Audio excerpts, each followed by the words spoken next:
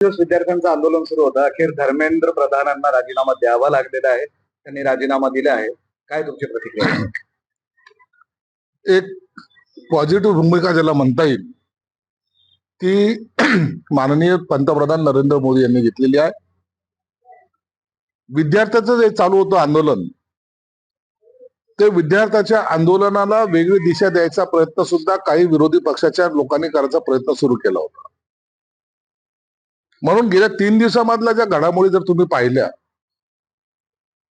तर सरकार एक एक पाऊल पॉझिटिव्हली पुढे टाकायचा प्रयत्न करत होतं. वांगचूचं उपोषण सोडलं, त्याच्यानंतर यानंतर जे काही पेपर फुटीचे प्रकार जर घडला, जो कोणी आरोपी असेल त्याला 10 कोटीचा दंड आणि 10 वर्ष सजा, हे जे काही निर्णय घ्यायला सुरुवात केली होती सरकारने, त्यावेळेलाच ही गोष्ट मनोमन आज सर्वांना जाणवत होते की हे आंदोलन भरकटू नये कुठे. विद्यार्थ्यांचा आक्रोश, खऱ्या अर्थानं विद्यार्थी असेल शेतकरी असेल, ह्या प्रश्नावर नेहमीच कोणतंही सरकार असो, परंतु या सहानुभूतीपूर्वकच विचार करत असत. म्हणून त्यांची मागणी आज धर्मेंद्र प्रधानांचा राजीनामा घेऊन त्यांनी ती पूर्ण केलेली. ज्या आणखीन 2-3 मागण्या आहेत ज्याच्यामध्ये विद्यार्थ्यावर गुन्हे दाखल करणे किंवा विद्यार्थ्यांच्या जे काही इतर मृत्यू पावलेले, जे दुर्दैवी मृत्यू झालेले आहेत, त्यांना मदत देणे, ह्या गोष्टीला सुद्धा सरकार पॉझिटिव्ह विचार करेल असं माझं मत आहे. या आंदोलनाचा खऱ्या अर्थानं युवा शक्तींनी केलेला उठाव ज्याला म्हणता येईल तो होता.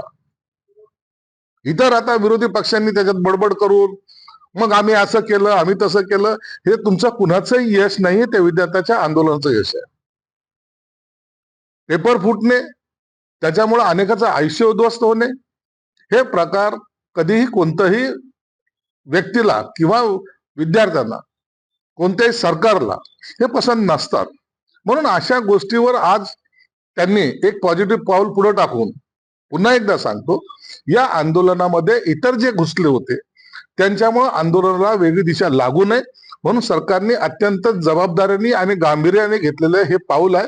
आणि खरं तर याचं आता आम्ही स्वागत करतो. परंतु विद्यार्थ्यांनाही विनंती राहील की सरकारने तुमच्या मागण्या ह्या सकारात्मक घेतलेल्या आहे.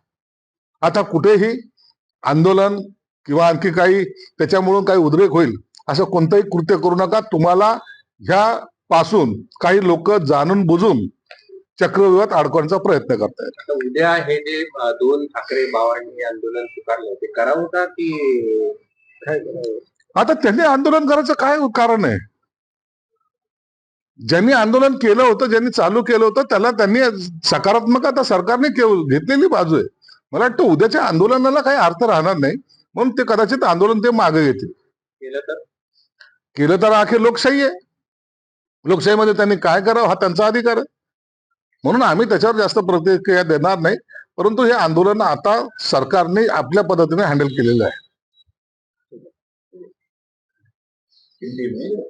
दिल्लीत जे राजकीय घडामोडी सरकारमध्ये अशा मोठ्या जेव्हा घटना घडतात त्या टायमाला ज्या ज्या राज्यामध्ये जे जे सरकार असतं तेथील प्रमुख लोकांना बोलून त्यांच्याशी सुद्धा चर्चा केली जाते. हे विद्यार्थ्याचं आंदोलन महाराष्ट्राभर नाही तर देशभरामध्ये चाललं होतं. बिहार असेल, उत्तर प्रदेश असेल, कुठे सगळे अनेक ठिकाणी आंदोलन आपल्याला पाहायला मिळतं. म्हणून अशा वेळेला काहीतरी त्याच्यावर एक ठोस भूमिका घेण्यासाठी सर्व मुख्यमंत्री असतील किंवा इतर प्रमुख नेते असतील त्यांना दिलेलं बोलवलं असं असावं आणि त्याच्यावर ती चर्चा होत असेल. संजय राऊतांनी पण भाकीत केलंय पुन्हा एकदा. संजय राऊतनी काय भाकीत केलं ते कधी आजपर्यंत जेवढे भाकीत केलेले ते कधीही खरे ठरलेले नाहीत. परंतु तरी त्यांनी आता भाकीत करणं आणि स्वतःची हेडलाईन बनवून घेणं हा संजय राऊतचा स्वभाव झालेला आहे. जाणार नाही. आता ते काय करतील हे केंद्र ठरवेल ना. संजय राऊतला विचारून थोडे काय करणार आहेत ते. एकनाथ शिंदे सुद्धा शहांच्या भेटीला गेले, ते मोठं करणार आहे. त्याबद्दल मला कल्पना नाही, त्याच्याबद्दलची कोणती माहिती माझ्याकडे नाही.